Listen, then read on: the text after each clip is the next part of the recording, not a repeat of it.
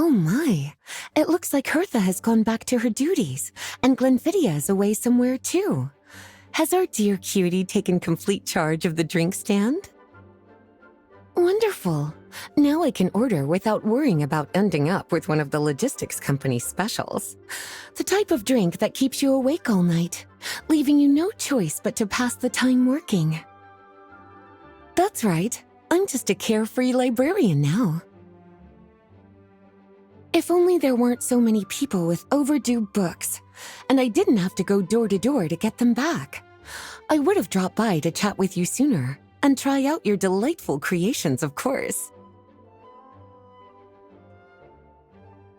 Let me think. I don't really have a favorite drink. Just wrestle me up something rejuvenating that'll lift my spirits. And if it could help me nod off to sleep later, that would be even better.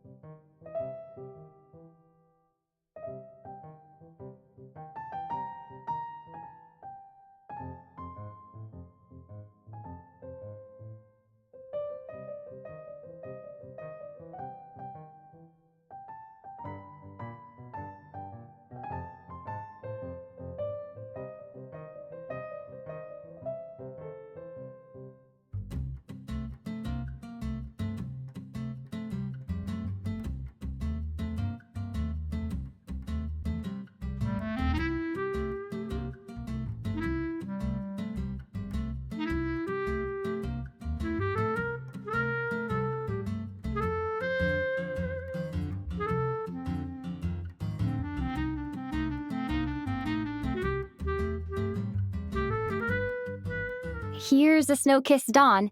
I hope you like it. It's delicious, cutie. Pleasantly tart, sweet, but not cloying, smooth on the palate, with a refreshing aftertaste. If anything, though, I seem to be feeling a little more energetic than I'd like. Perhaps you've unwittingly unraveled Glenfidia's secret and concocted an even more effective pick-me-up? Don't worry, there's no rush. Let's chat for a while. Take your time. Inspiration will come soon enough.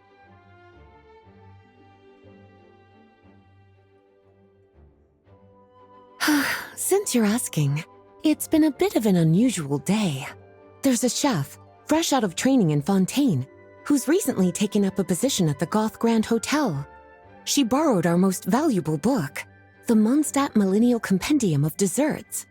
Apparently, she plans to use dessert-making techniques to improve the taste of various savory dishes. Something about reducing their greasiness.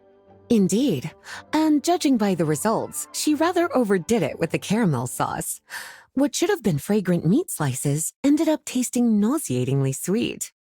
Caramel sauce is such a fantastic ingredient, you know? It never fails to please when added to drinks. Sometimes I even add a spoonful to my afternoon tea. Improving food, I suppose, isn't always about being as creative as possible.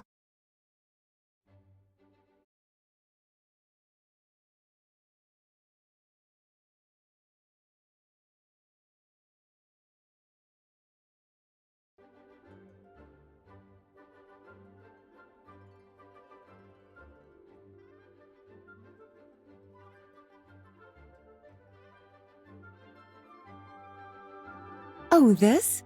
That was for another of today's little errands. A large contingent of the expedition team will be returning to Mondstadt soon. They've been away for such a long time, so there's a good chance many of their tastes have changed. Jean asked me to visit some of their families to try and get a better understanding of what new ingredients might satisfy our knights' changing preferences. Well, they've all devoted their blood, sweat, and time to protecting Mondstadt. They deserve some care and respect in return. Based on what I gathered, the most requested ingredient was cacahuatl from Natlan. It seems like our knights have developed a taste for cocoa. In their letters, many of them mention that they rely on cocoa to keep themselves energized. I've tried hot cocoa myself. And I must say, I find it just as effective as coffee when it comes to staying alert.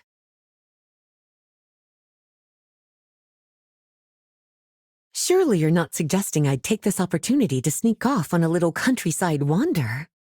You caught me. My investigations into Mondstadt's lesser-known drinks took me to Dawn Winery, where I had a little chat with the head housemaid, Adelind. On my way back, I ran into Emmetal out on patrol. She'd encountered some monsters she didn't know how to deal with, and in her desperation, asked for my help. I accompanied her on a detour to Wolvendom to teach some raving hounds a lesson. It's been a while since I've had such an invigorating workout.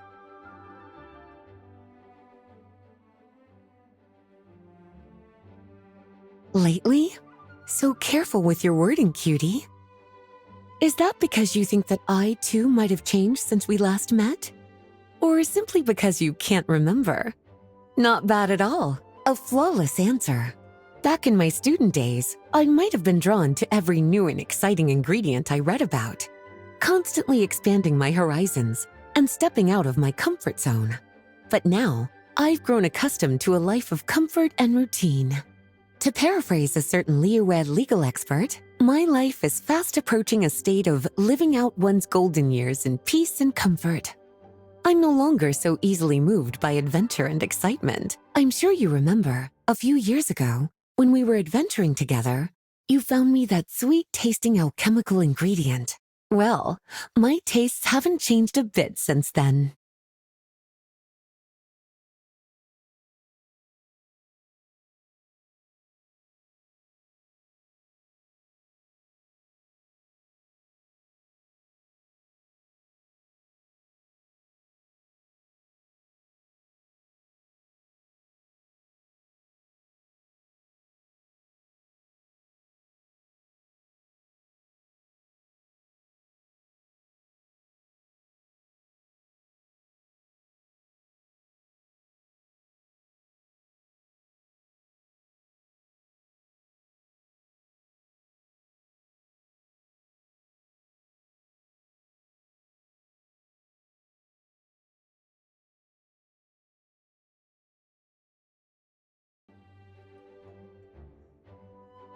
As expected, cutie, your brilliant mind has grown even sharper. Just a few gentle hints were all you needed to light that special spark of inspiration.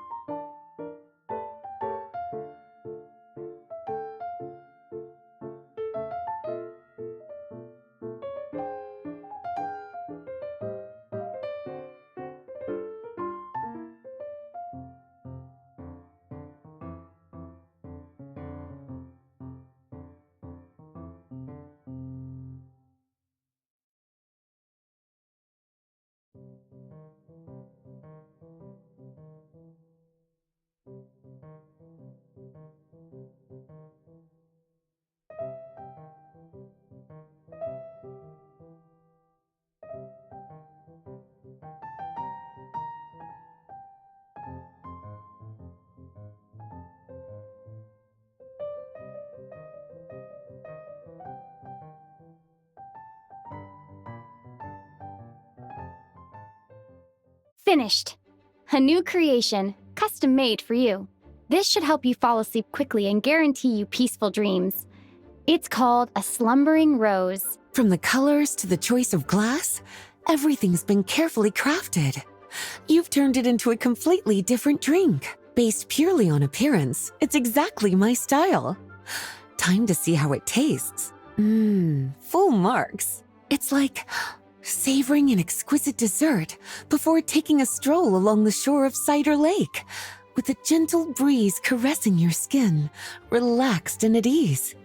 I no longer feel drained of energy, but neither am I overstimulated. I'm actually starting to feel a little sleepy. As a bedtime drink, this is pure perfection. So good, in fact, that I feel like writing an article to extol the virtues of the slumbering rose. I can use it as an opportunity to crown you the new maestro of mixology. Speaking of lakeside strolls, why don't you join me next time there's a clear, warm day when the sun is bright but not too harsh? Any walk would be more relaxing with you to talk to along the way, cutie. Then, when we get back, you could fix me up another glass of slumbering rose. And I'll make just as sure to hold you to that. When the time comes, I won't accept any excuses.